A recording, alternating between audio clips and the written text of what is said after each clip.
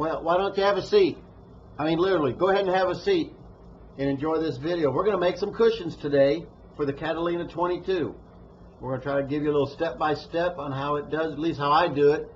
It's not probably 100% technically the best way to do it, but it's worked for me in the past, and it's pretty close to what the professionals will tell you to do. So sit back, have a drink, and let's make some cushy cushions. So here we go. There's one of the inside cushions. I got 6 other cushions to go with it. We're going to turn that cushion into a nice new cushion. How are we going to do that? Well, we're going to use Sunbrella, the blue, for the cushion. We've got the liner that goes on the bottom for the non-skid. We're going to need, of course, a sewing machine. And to cut the Sunbrella, we're going to come up here and we're going to get our electric cutting knife for cutting the Sunbrella. So it should take us about an hour and a half, and we will get ourselves one of the new cushions. And I will try to video this and take you through the different steps. But there's what we'll need to make our cushion. So if you use the Sunbrella material, you really want to get you one of these electric cutter knives. This is a sweet thing. It melts as it cuts it, so it won't shrivel and come loose. It's the perfect thing.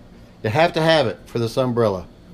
If you use scissors, you're going to start to have raveling undone. You have to do a hem on almost everything, even if it's inside wants to pull loose. So the knife is the way to go. Alright, so these will be the 2 cushions we do first. It's going to be one side of where the table is. The side that's in the middle.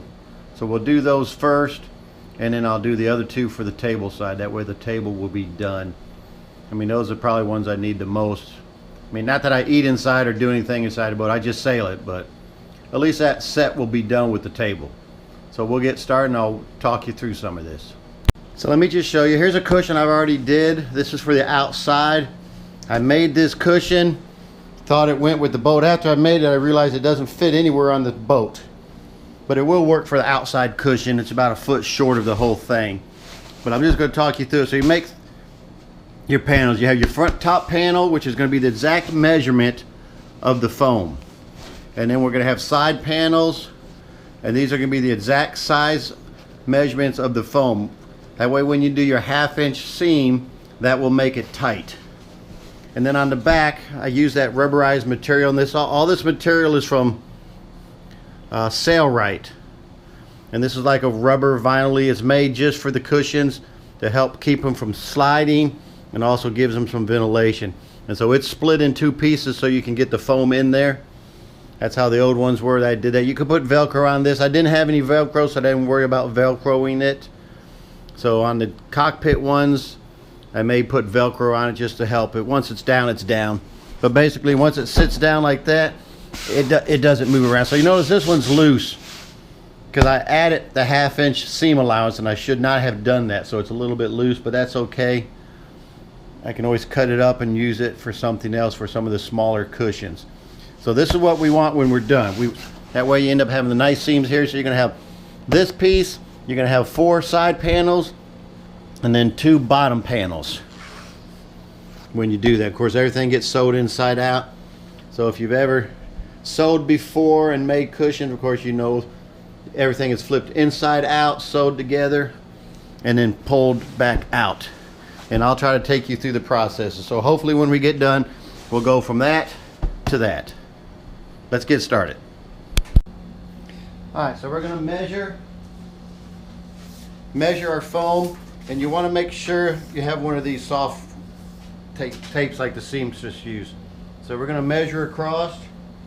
We're going to go from edge to edge. It's 24 and 24. So we want to make sure we get this right, because that material is expensive, so you only get one shot. So I just draw the panel out like that, and I'm going to get 24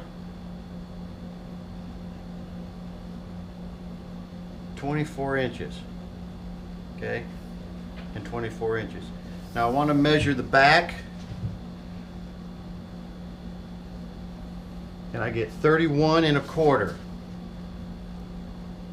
And then the front's a little longer because it has a little angle on it because it goes by the table there.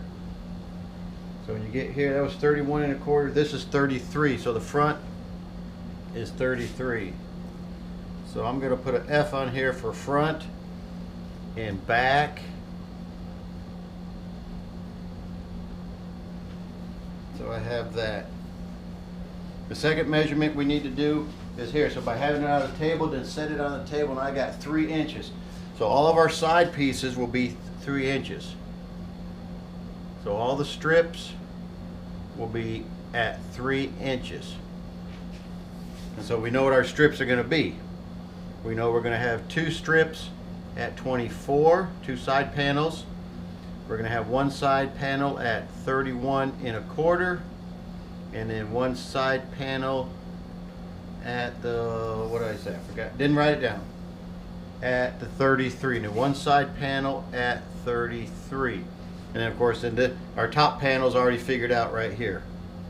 So we already have that. So we'll cut all that with the electric knife.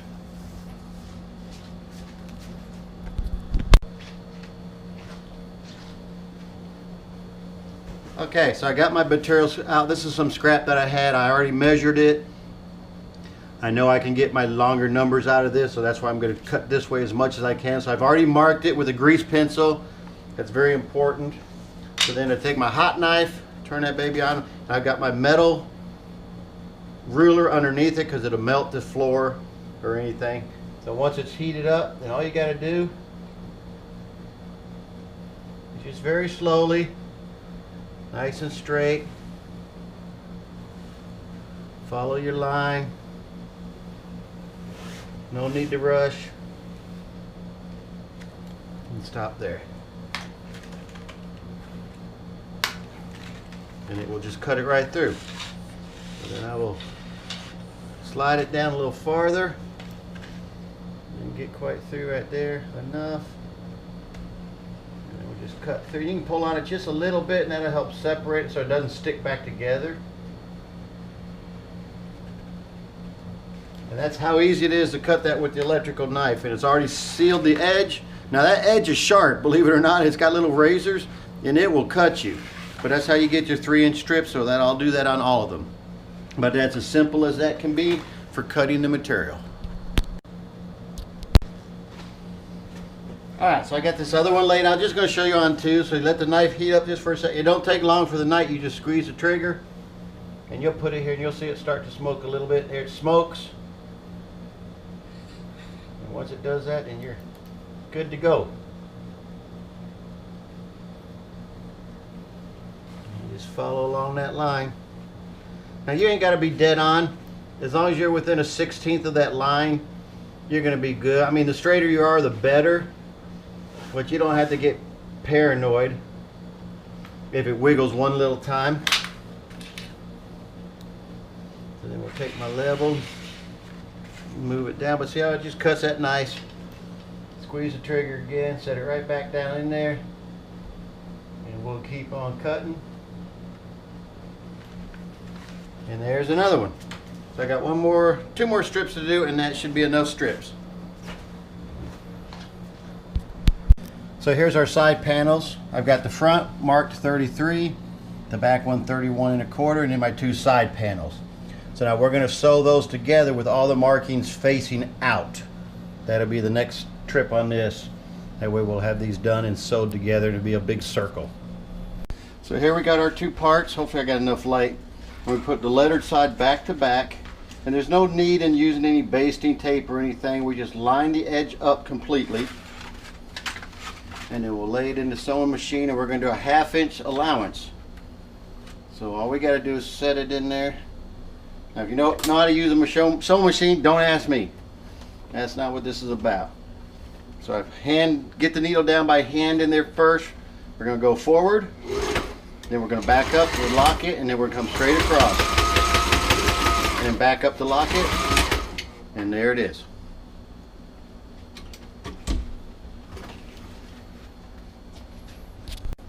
Well, I went to go sewing. I didn't have no bobber thread. It was out of bobber thread, so I got it set up.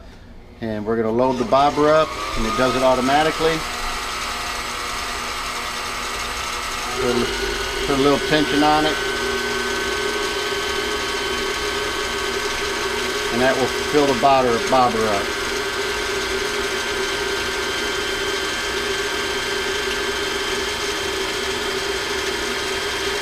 Simple enough.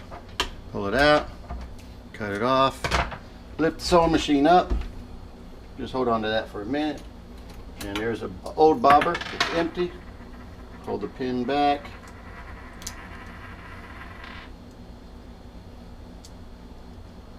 and pull that through like that. And it is okay for a man to be sewing, so don't get the idea, well, that's a woman's work. And now we're set to go. Alright, so now we'll try it again. Bobber's reloaded, got the needle down, hold the thread, forward, back up the lock, and forward, back up the lock, and that should be it. Pull it out, cut it off, and there's one corner nicely sewed. So we'll do that on all the other corners now as well. Just a quick trick is make sure we get the right ones in the right spot.